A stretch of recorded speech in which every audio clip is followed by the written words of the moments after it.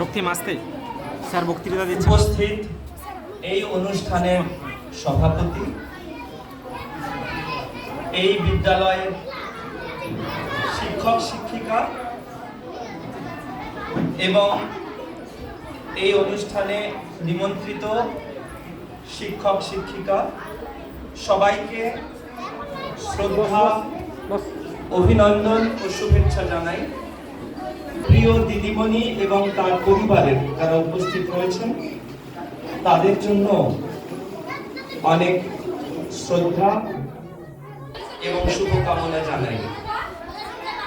আমার সামনে উপস্থিত শিক্ষার্থীদেরও যারা অংশগ্রহণ করলো, খুব ভালো অনুষ্ঠান উপহার দিচ্ছে, তাদের সবাইকেও যেমন অভিনন্দন ও শুভেচ্ছা জানাচ্ছি, তেমনি আরো যারা এই অনুষ্ঠানে সহযোগিতা করছে এবং উপভোগ করছে সবাইকে আন্তরিক শুভেচ্ছা, শুভকামনা জানাই।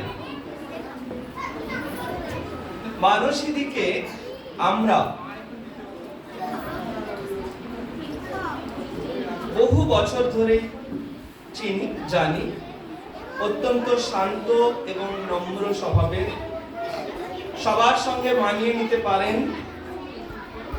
তার কথাবার্তা এবং আচরণ, অবসরকালীন পেনশন ও সম্পর্কিত সুযোগ সুবিধা তিনি প্রায় 1.5 মাস আগে পেয়ে গেছেন, এই আশা রাখি।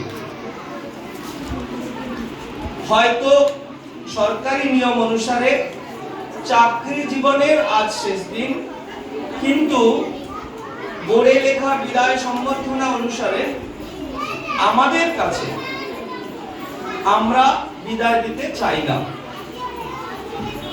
আমরা আশা করব সামনের দিনগুলোতে তিনি আরো বেশি করে আমাদের মধ্যে থাকবেন।